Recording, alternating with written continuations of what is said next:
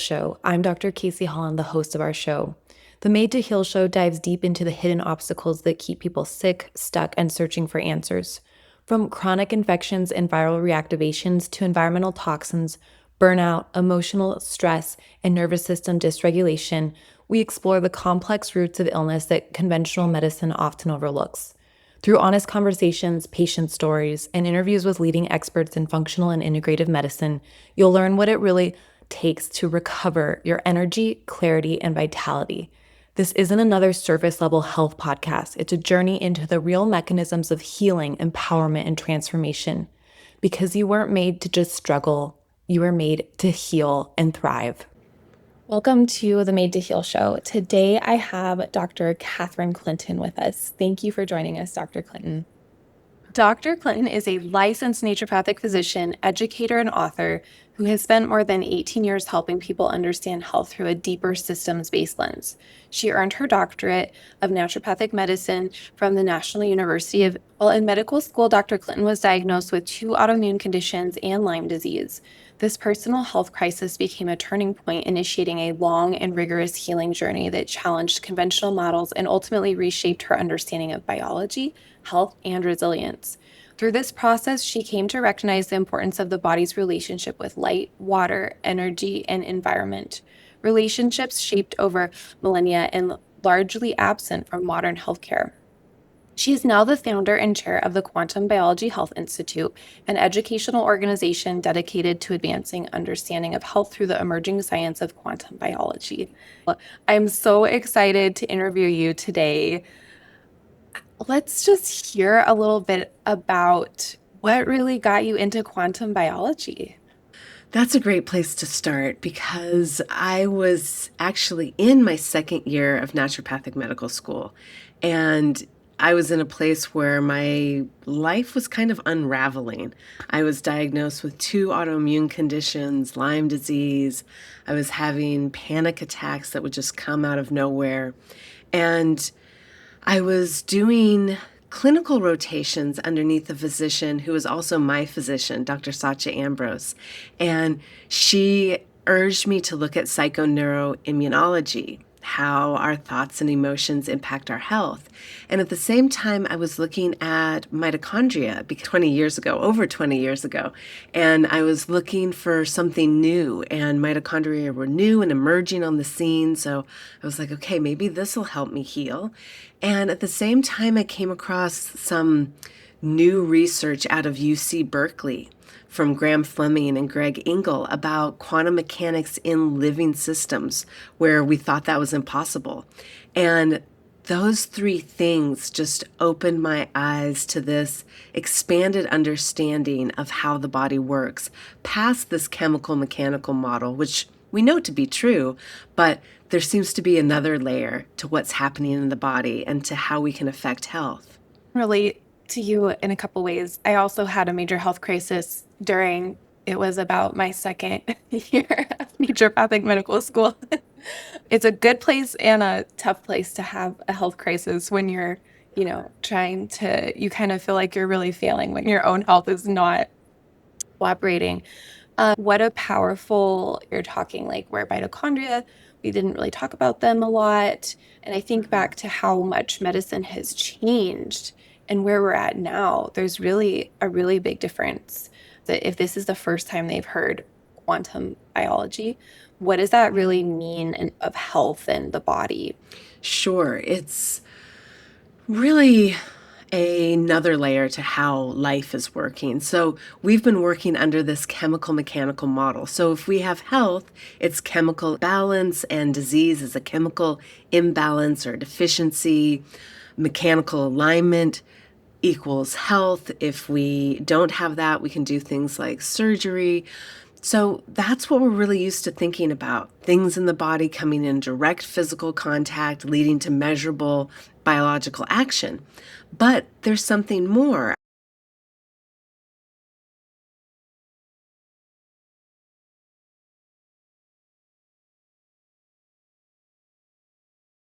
It's looking at quantum mechanics, tunneling and quantum coherence and superposition, something taking multiple paths at one time in a living system, in our own body. And really what that means is we're looking at the impacts of things like light, sound, the flow of electrons or protons in the body.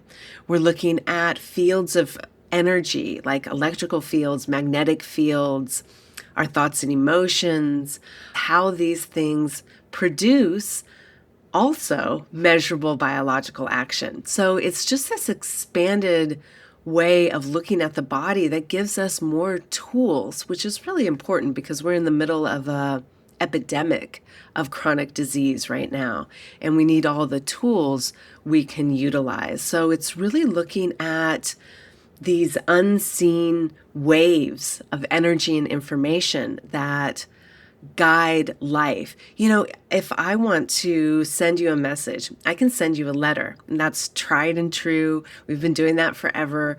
People usually like to get a letter in the mailbox, right?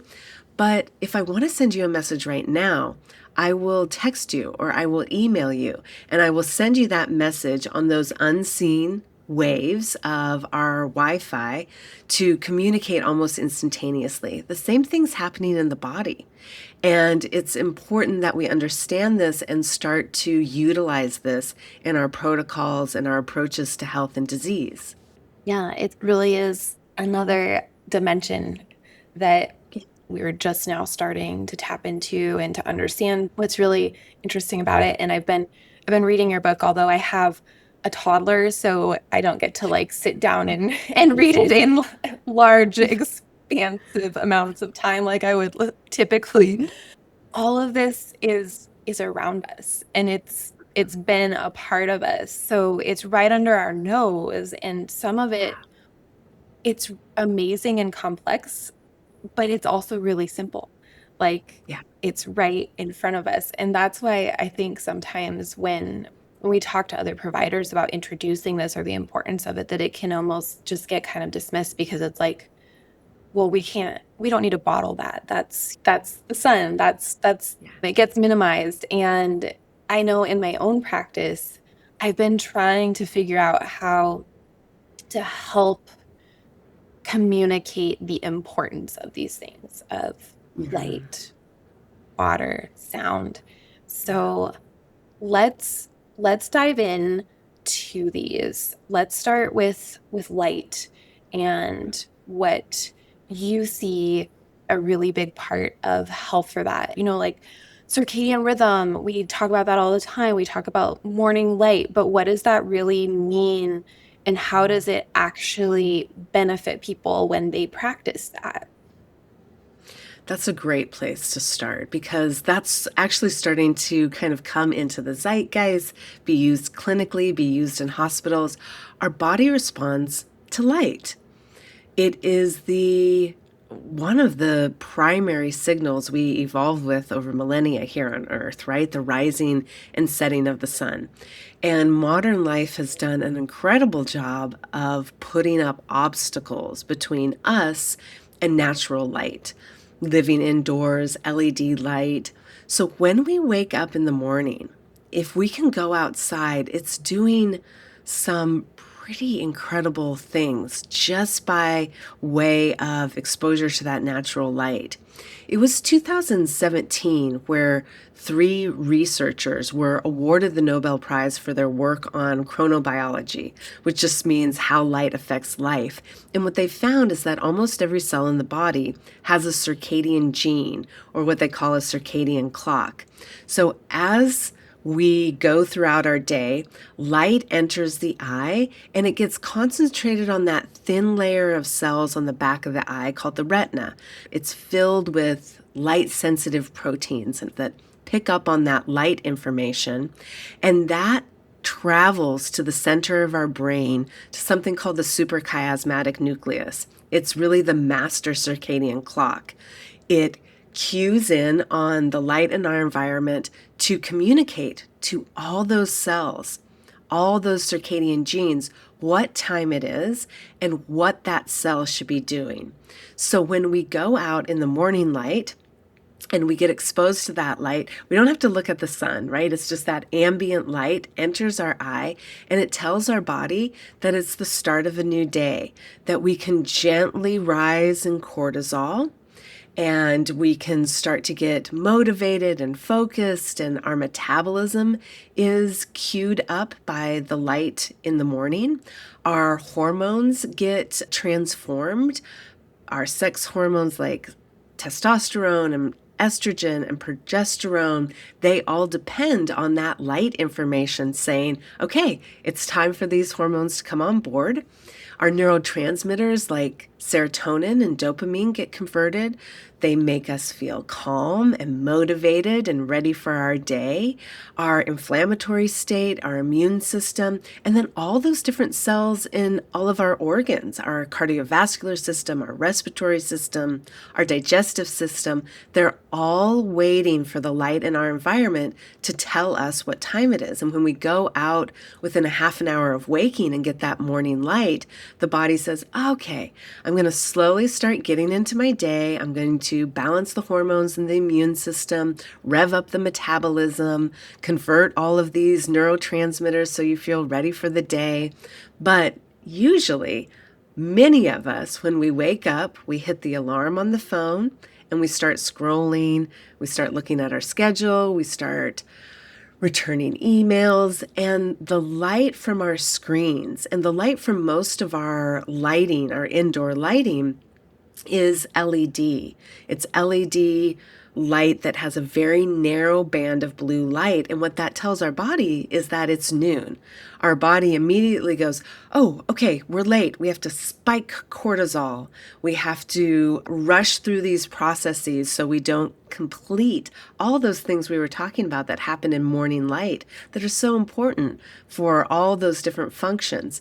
So what we're up against is this massive influx of artificial light, a very narrow band of blue light that tells our body that we're late, that we need to rush, that we don't need to complete all those things because we're behind schedule. And then we sit in that artificial light all day. We work out in it in the gym. We shop in it in our commercial spaces. And then we go home in the evening and we relax in front of it, right? Scrolling or watching Netflix. And that tells our body that it's still noon, that we need to keep that cortisol high. That light at night blocks the conversion of melatonin, the release of melatonin from the pineal gland. So we're continuing to secrete cortisol, feeling irritated and stressed out. That overproduction of cortisol, it blocks the release of melatonin. And melatonin is that deep sleep, restorative repair that happens at sleep time. It's also a master antioxidant and involved in over 250 different biological cascades. So just by setting ourselves up with the rhythm of the sun. Now, this doesn't mean we have to live outside, work outside. It just means we need to remind our body what time it is. Getting out in the morning, taking light breaks throughout the day to recalibrate that internal clock, and then lowering the lights at night. We can do that. I have salt lamps all throughout my house that we start to turn on. I've got an incandescent bulb in the kitchen, in the dining room, so that if we need to be in there, I mean, I'm in Oregon and the sun goes down in the winter sometimes at 4:30, right? So we don't stop our day and go to bed. We transition to a form of light that doesn't block the release of melatonin from the pineal gland. Incandescent bulbs, there's specialty bulbs out there that don't have blue light. Blue light is really that signal that tells the body to keep going, that it's noon and we need to do all these things that we would be doing in the middle of the day, when in actuality, we need to start preparing for a restorative sleep, because everything we talked about that happens in the morning is prepared over those hours of darkness. So the light is really guiding our biology at all times. You just said it so well and painted that picture so well. And one thing that I think I want to highlight is this is important for everybody, right? Whether you're healthy right now, whether you're sick, it's important for everybody. But if you're somebody that has complex illness or chronic infections and you're trying to heal, this is like really important because that morning cortisol spike that you're talking about, that's also where our thymus helps regulate immune cells.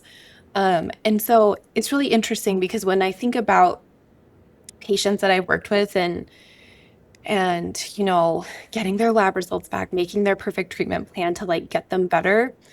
And when I was first trained, thankfully this isn't true now because I've learned, but when I was first trained, the most important things in their protocol were whatever antimicrobials they're using to kill the bug and whatever, you know, medications to help them feel better. And of course we want them to feel better in their symptoms. But the emphasis of what you just talked about and the importance of that, I mean, maybe it was, in the lifestyle list, like, get outside, get in nature. But that piece and how important it is typically was kind of like at the bottom of the list and is in most treatment plans, I would say, across the board, if it's even mentioned.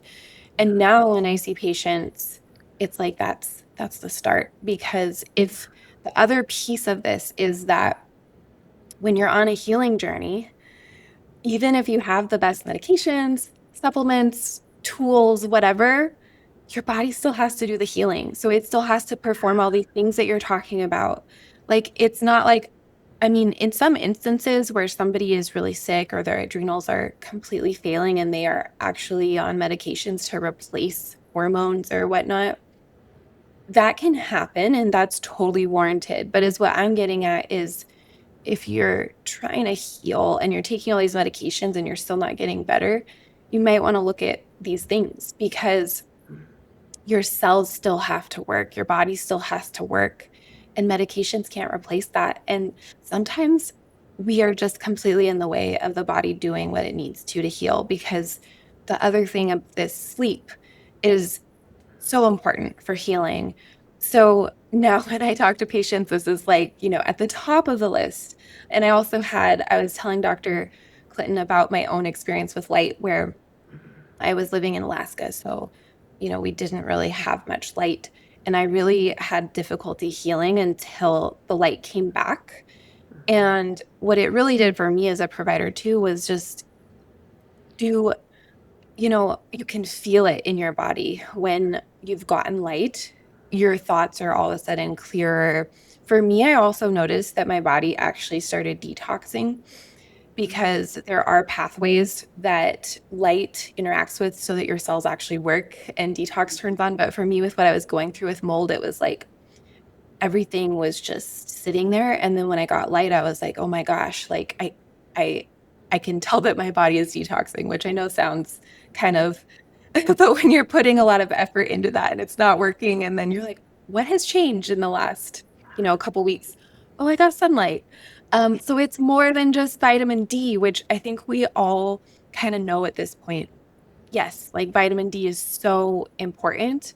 And I'm not downplaying the importance of vitamin D at all, but light does so much more. And like Dr. Clinton is talking about, of these intricate processes, and there's probably even more important processes happening that we're just that we're just scratching the surface of. And I love what you said about, at home uses. There's also red light bulbs now. So we turn on a red light bulb in the evening, and that has been absolutely game changing for sleep and things like that. But I mean, this is for everybody because I, my first thought a lot of times, as a small business owner with a clinic and patients is, oh, I gotta check my email, and I have to like mentally stop myself, like, no, you're gonna go and you're gonna drink water and look at light. And then an hour later you can check your email. Like Yeah. that self-discipline can literally be a huge turning point in whether or not you're healing or you're staying in that spiral. Yeah. Um, so I really appreciate how how you broke that down for us and highlighted how important it is. Well, I brought up water. So let's go through water next because I think this one too is it's so much more than just drinking adequate fluids throughout the day. And the way you describe it in your book is absolutely beautifully laid out. I think that water, for me, when it comes from a quantum biology perspective, well, even just the chemical mechanical, water is so foundational. It's really the bridge for cellular function. So if your cell doesn't have adequate water, if it doesn't have water surrounding those proteins in the cell, and we know that the proteins embedded in that cellular membrane, their configuration, their shape dictates the function of that cell. So if you don't have that layer of water around the cell membrane, around those proteins, you don't have the cellular function that you need to have just across the board. But there's also another layer of understanding there that the body creates a very special organized water. So when water comes up against a cell membrane, it takes on a different organization. This is the work of Gerald Pollack and his team from the University of Washington, but many researchers around the world are looking at this. And as that water comes up to a cell membrane or a protein or a biological surface, those surfaces are hydrophilic. They're water loving. They don't push the water away. The water can come right up to the surface. And when it does, something incredible happens. It changes organization. It becomes more gel-like. It becomes more viscous. And it takes on a negative electrical charge. Our cells run on a negative electrical charge. Really, there's a way to look at the body as a bioelectric being. And that electrical charge is so important for the way our cells communicate and function, their health and longevity, which equals our health and longevity. So as this water comes up to the surface of a cell, it changes structure. It becomes negatively electrically charged, which is vital to that cell's function and communication. And as it's building, it pushes out a positively charged proton or a hydrogen and creates this separation of charge between that negatively charged water around the membrane and this zone of positively charged water. Researchers are calling it a proton wire or a proton-rich zone, but that separation of charge between the positive and negatively charged water creates a potential energy, just like you would see in a battery with the negative and the positive end. And that potential energy can be used for biological action. And this is something that we see in the emerging research around water in the body and what this means for cellular health. We see it in frank pathologies like cancer and cancerous cells, showing that this form of special organized liquid crystal water is rich in healthy cells on the outside of the cell, on the inside of the cell, and cancerous cells seem to have more bulk water, less of this liquid crystal state of water. And it's unfortunately a woefully underfunded area of research, but we're starting to see more and more research come out showing the importance of this water in how our cells function, how they communicate, and really there's a way to look at the body where pain, inflammation, symptoms, disease states are a loss in that negative electrical charge. And this water is really a repository of free electrons, a reservoir of electrical charge that we need to maintain our health. And this is something that sort of completely changes the way we look at hydration and water in the body and how cells function. Right. So it's not just if you're drinking enough fluid, but the quality of the water too. And I've seen a lot on social media and, people talking about structured water. Mhm. How can we, is there a huge difference between tap water and reverse osmosis water? Obviously, where you live with toxins, but where I live, we're close to Glacier National Park, and there's this spring that comes out before you get to the park. And people go and they take big gallons and fill up spring water. And I have patients that they're like, yeah, that's where I get my drinking water. And I'm like, really? And it's interesting because it's not filtered. It's just straight from the spring, and it's the way they have it coming out through a pipe so that it's, cleaner than if it's just like in an actual stream. But this spring water, and people go there and fill their water up. And, you know, what are the benefits of, obviously, we want to make sure it's, not got or something like that. But this, we're kind of in this place where we ultra filter our water because we're concerned about things in our drinking water. We're concerned about fluoride, chlorine, PFAS.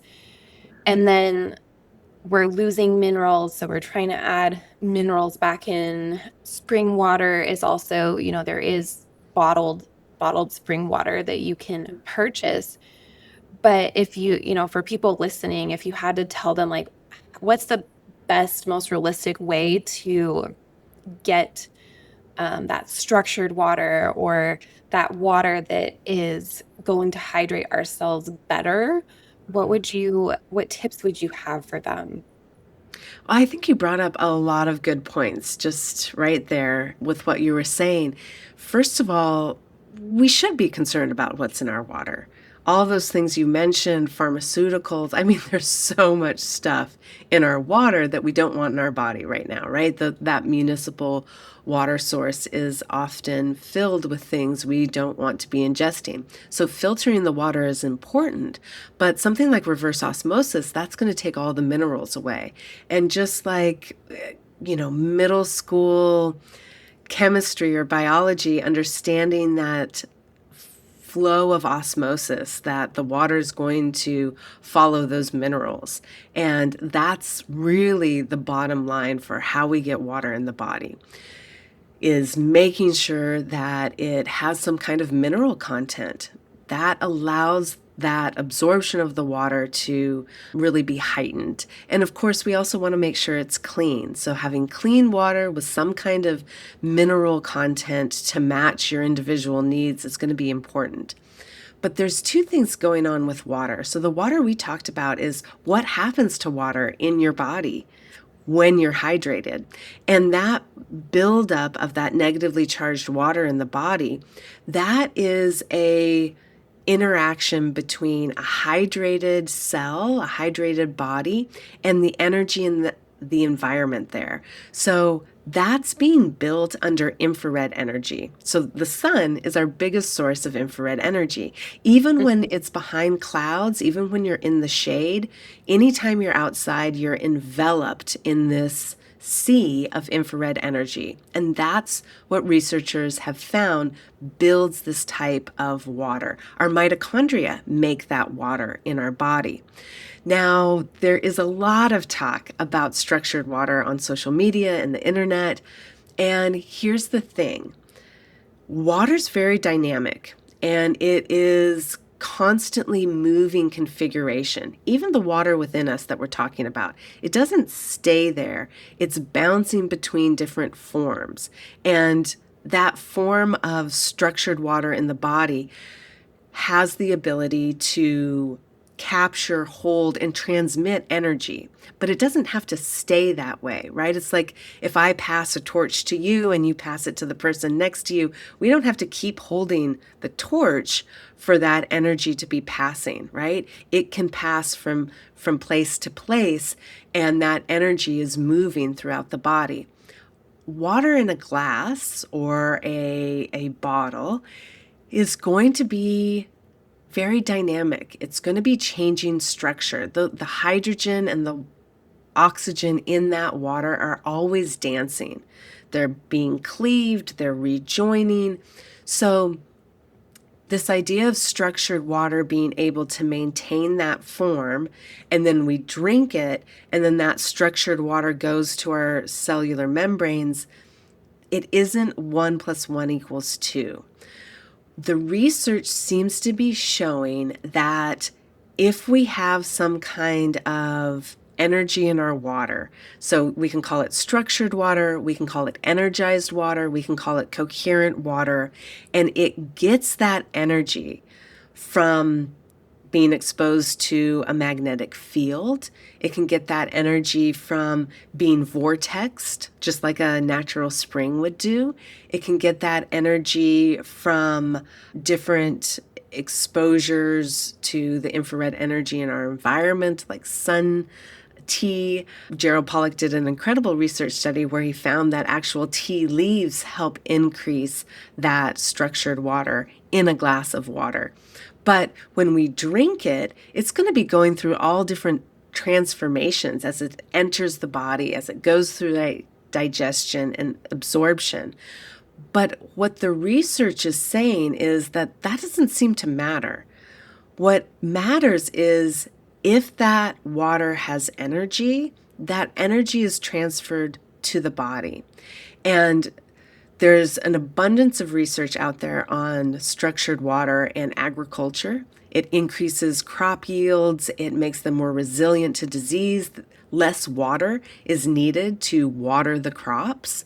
There's a lot of research in livestock as well, increasing fertility, making them more resistant to disease, more finer blood sugar control, all kinds of different research has been done in livestock. There's only a handful of research studies in human cells and in humans in vitro, but they all seem to kind of point to this understanding that it's like an antioxidant, like there's some type of energetic component. So when we drink that water, our body is able to use that energy for a myriad of different things. There's been research where they take different cancer cells and put it in a petri dish of this structured, energized water, and it stops the progression of tumor growth. They've done the same thing with gut epithelial cells,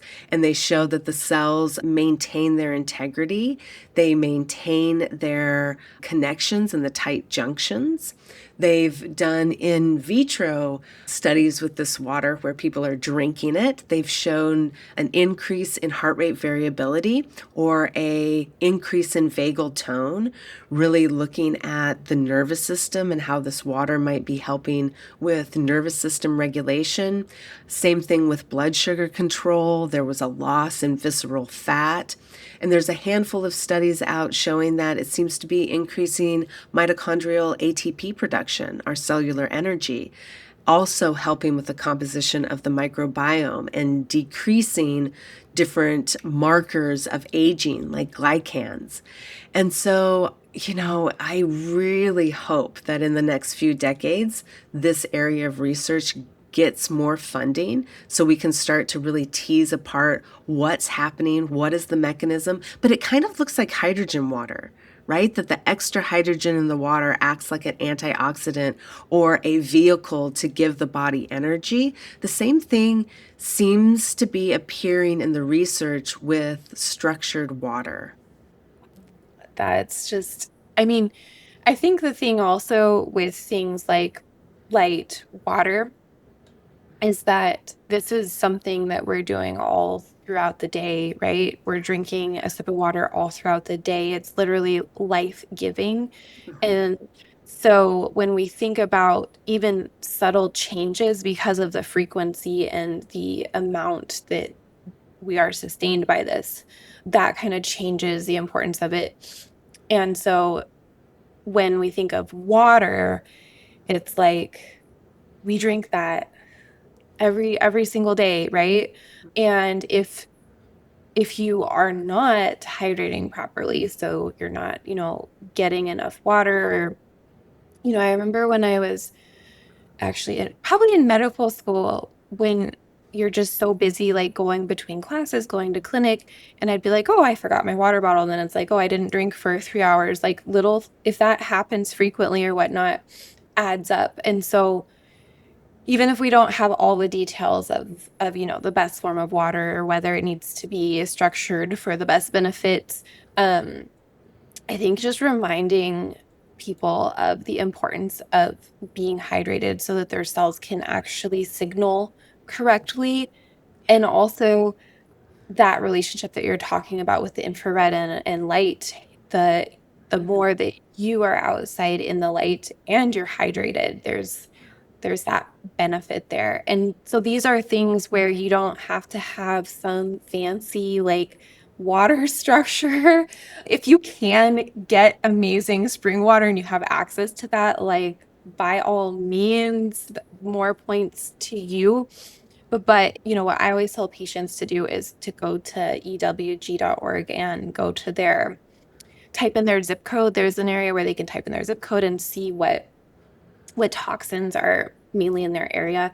And then you can decide if you need water filtration, what type, if you actually need reverse osmosis, or if you don't need that full one for where you are, and to filter it the best that you can. And then if you are using reverse osmosis, to consider, talk with your doctor about adding minerals or whatnot to support it so that you're getting that. But it doesn't have to be, and with light too, it's like, there's all these fancy devices out, which is awesome to help with the world that we live in, where like right now we're talking to each other through a screen and we're getting that light. But these things that we're talking about you don't have to really purchase those or do that to tap into this. You can consider a water filtration device if you need one, but really these things are just optimizing, which is the name of Dr. Clint's book, is Optimize your daily habits, right? Like making how you live be medicine, not needing to add all these gadgets or whatnot. So as we're talking about these things and we're, exploring them, I just want to make sure that when people hear this, you don't go away feeling like, oh, I need a new light bulb and I need it, those are awesome tools for if you start to notice, like, if your life is just busy or where you live geographically. Like when I lived in Alaska, gosh, I wish that I had purchased incandescent light bulbs, but I just didn't realize they were available at that time. So if you have an obstacle, that you need help with, they're great. But this is also just something that we're trying to encourage you to do in day to day, so that day to day, how you go throughout your life is a form of wellness and medicine. Mm-hmm. Well, we haven't talked about sound yet, but we are kind of running out of time. So how about we have Dr. Clinton kind of tell us like her biggest thoughts regarding sound on our health, and then we'll kind of wind down on this episode. Sound, that is a big topic, right? That's like an umbrella. But I think we can kind of wrap it up neatly in a short amount of time, saying a couple things. That sound really can help balance the nervous system when so many of us are living in that fight, flight, freeze, fawn experience of our nervous system, and not a lot of time in that rest and digest and repair, you're safe mode of the nervous system. Music can really help influence that shift in between those two states of the nervous system. And even just listening to music we like, just as a simple thing to add back into our life. Listening to music that we like, if we add onto that singing or humming or chanting or prayer, that reverberation of our own sound can be incredibly powerful. It increases our serotonin, our dopamine, which we've already talked about. It increases oxytocin, that love hormone. It increases nitric oxide, the a hormone within us that allows us to, or molecule, I should say, within us that allows the capillaries to dilate in the nose and bring in more oxygen. We often think of breathing and breath and the benefits of breath work as increasing oxygen.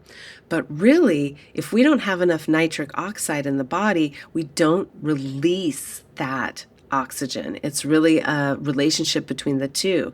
And just singing your favorite song, humming, chanting, toning, prayer, all of those things reverberate through these resonant chambers of our nasal cavity and our chest, and they help increase all of those things, oxytocin and serotonin and dopamine and nitric oxide, as powerful regulators of our neurochemistry, our brain chemistry, our immune system, our nervous system.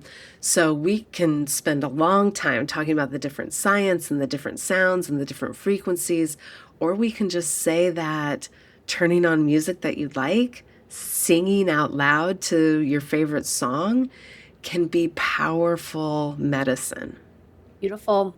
Yeah, and again, that's something that you can do anytime, and it's funny how all of these things interrelate because you can think of two different scenarios. One morning, you wake up, you walk outside for 10 minutes, you get light in your eyeballs, you drink water, and you start your day hydrated with that increase in serotonin. Maybe you go and start to get ready or whatever, and you turn on music.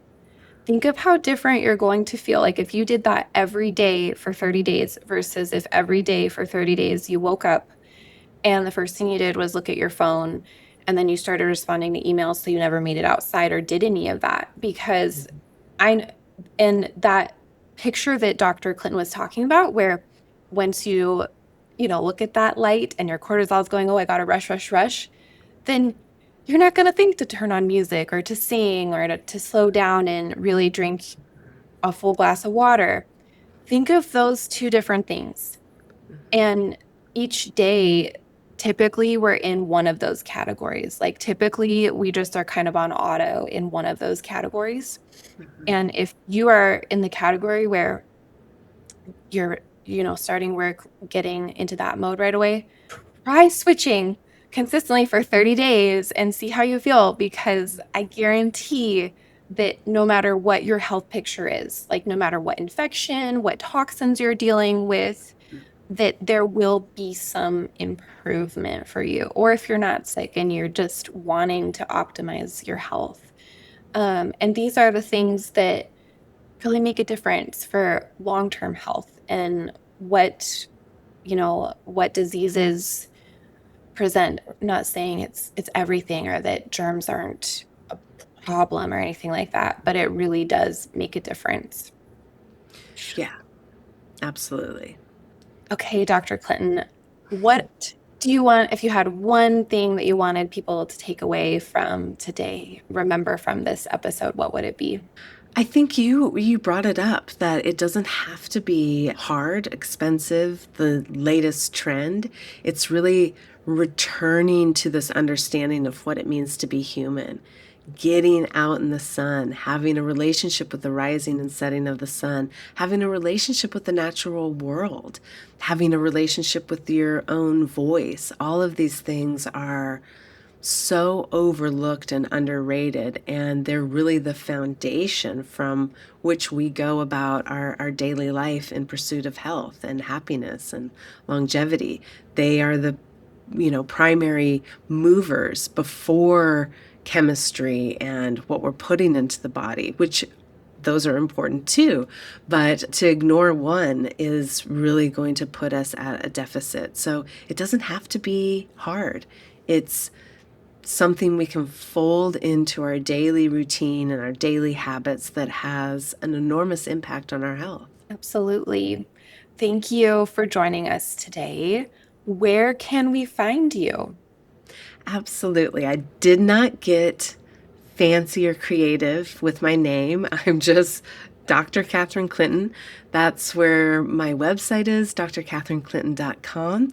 That's where you can find my new book. It's at all major book retailers. It's called Optimize, a groundbreaking 7-step plan to better health and longevity through quantum biology. So I talk about all these things and more. But if you go to drkatherineclinton.com/optimize, you can find all the retailers and you can find a place to put in your name and information and get a workbook to accompany the book to turn it into lived experience. So I'm just really excited to get this information in the hands of people that need it. Excellent. Yeah. And we will also put that link in the show notes. So if you're listening right now, you can go down to the show notes and find that. All right. Thank you for everything. It has been an absolute honor to have you. Thank you so much for having me. It was delightful talking with you today.